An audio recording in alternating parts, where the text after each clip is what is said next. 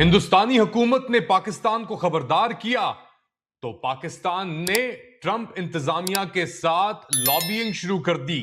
साथ साथ पहलगाम अटैक के 2 दिन बाद इंडियन एम्बेसी ने SHW लॉबियस्ट के जरिए ट्रंप इंतजामिया से राब्ते शुरू कर दिए।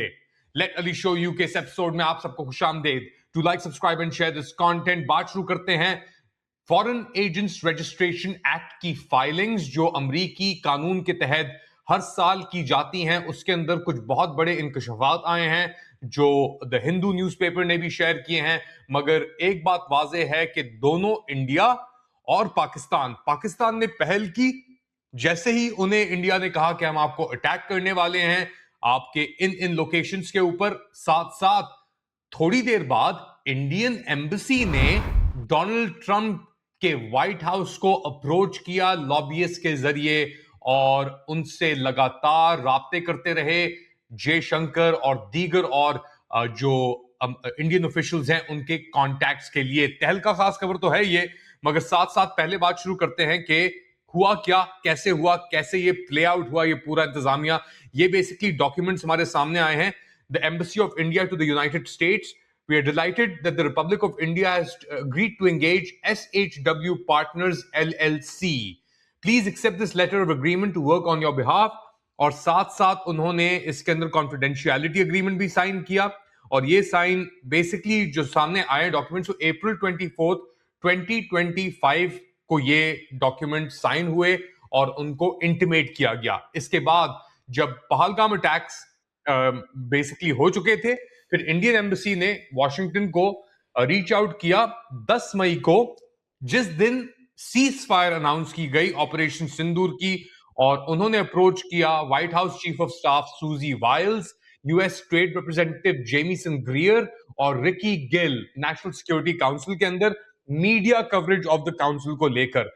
ये सब कुछ जस्टिस डिपार्टमेंट, अमेरिकी जस्टिस डिपार्टमेंट की जो फाइलिंग्स हैं उसके अंदर ये सब कुछ आया है। इसके अंदर 60 एंट्रीज जो हैं वो दिसंबर 2025 को भी हुई हैं DOJ foreign agent registration act की वेबसाइट के ऊपर। और ये नहीं बताया जा रहा है इसके अंदर कि कॉल्स जो की गई थी 10 मई को वो सीज फायर से पहले थी कि बाद में थी।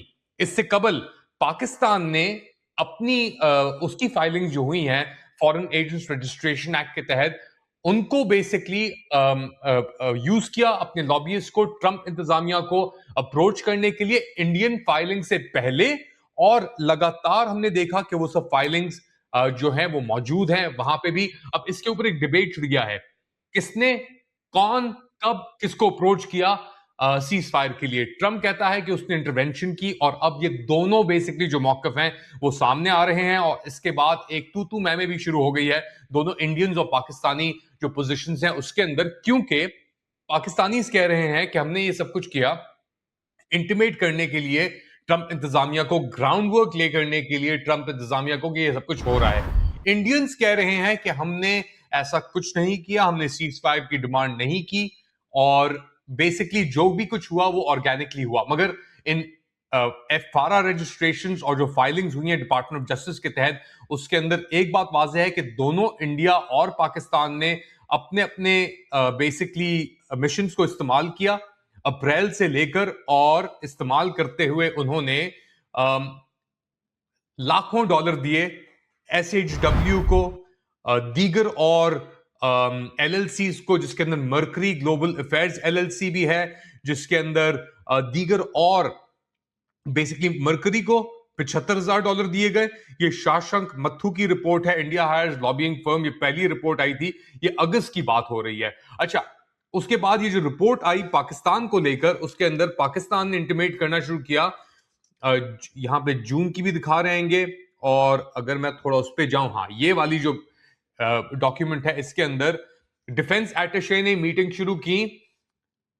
लगातार बैक टू बैक मीटिंग्स यहां पे दिखाई जा रही हैं। 9 मई से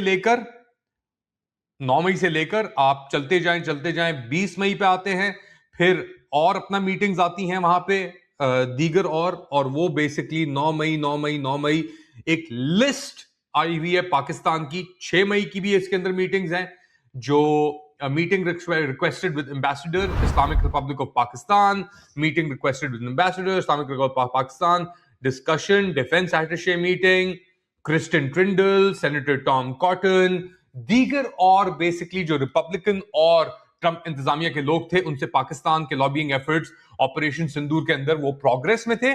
फिर साथ साथ इंडिया के पैरेलल जो एफर्ट्स थे वो भी इसके अंदर आए और इंडिया ने ट्रंप इंतजामिया को इन लॉबिंग फर्म्स के तहत लाखों डॉलर्स देकर अपनी अपनी बात को भी आगे पहुंचाने की कोशिश की। अच्छा, दो तीन चीजें इसके अंदर सामने वाज़ेह आती हैं।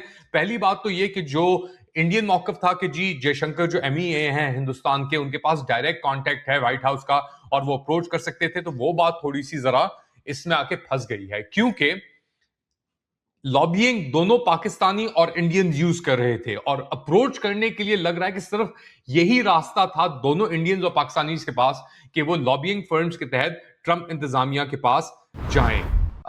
40 मरतबा ऑपरेशन सिंदूर के दौरान पाकिस्तान ने ट्रंप इंतजामिया को रीच करने की कोशिश की और इंडिया ने भी साथ साथ जो सीज़फायर का दिन था उस वक्त अप्रोच करने की कोशिश की। अब क्या मौकफ है, टाइम हमारे पास स्केल इसका नहीं है, ये मौजूद है जरूर के पाकिस्तान की जो एंगेजमेंट थी इन लॉबिंग फर्म्स के थ्रू ट्रंप इंतजामिया के थ्रू वो इंडिया से पहले शुरू हो गई थी। अच्छा, ये तो बात हो रही है ऑपरेशन सिंदूर और इंडियन लॉबिंग एफर्ट्स को लेकर।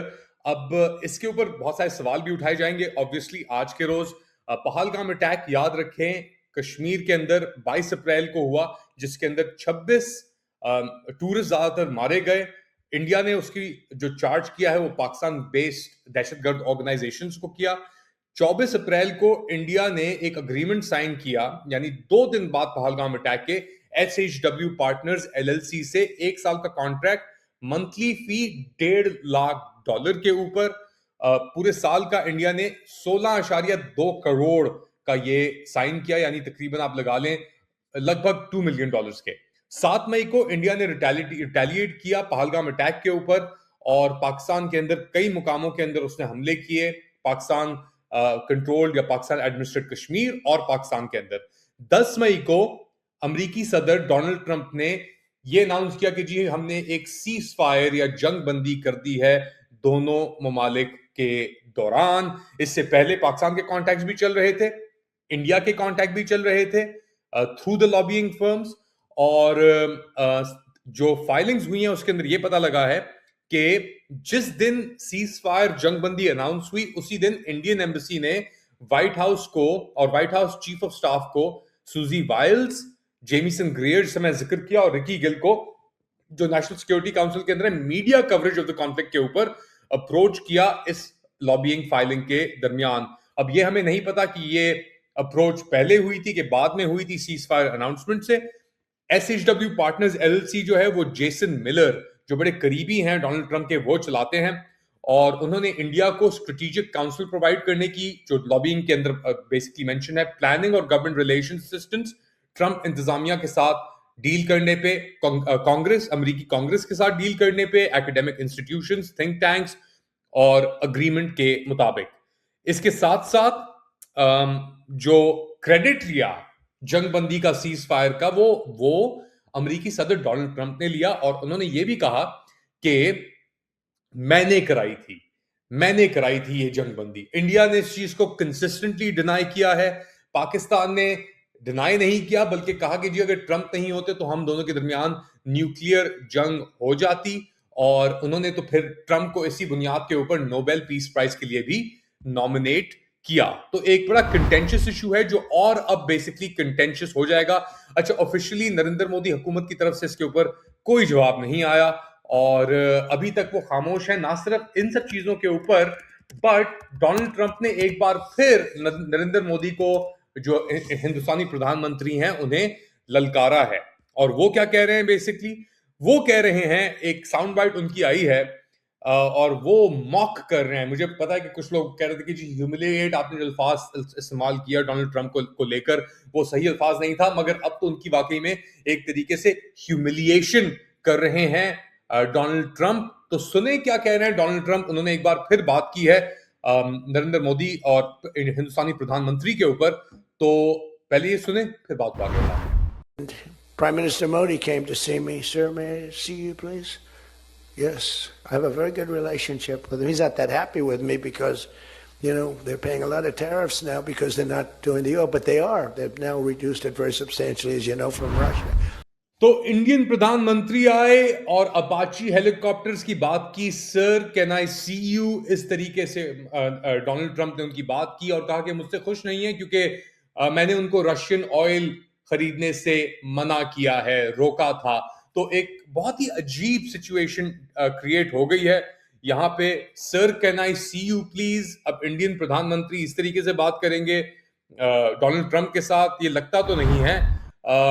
मगर डोनाल्ड ट्रंप को यानी उनको बेइज्जती जो कर रहे हैं जिस तरीके से वो नरेंद्र मोदी की, और सामने से खामोशी है नरेंद्र मोदी जो प्रधानमंत्री हैं हिंदुस्तानी, उनकी तरफ से, एक अजीब सी एक सिचुएशन क्रिएट करती है। आप लोग क्या समझते हैं बताएं मुझे कमेंट सेक्शन के अंदर। Do like, subscribe and share this content. थोड़ी देर बाद दोबारा हाजिर हूंगा अपडेट के साथ, तब तक के लिए टेक केयर।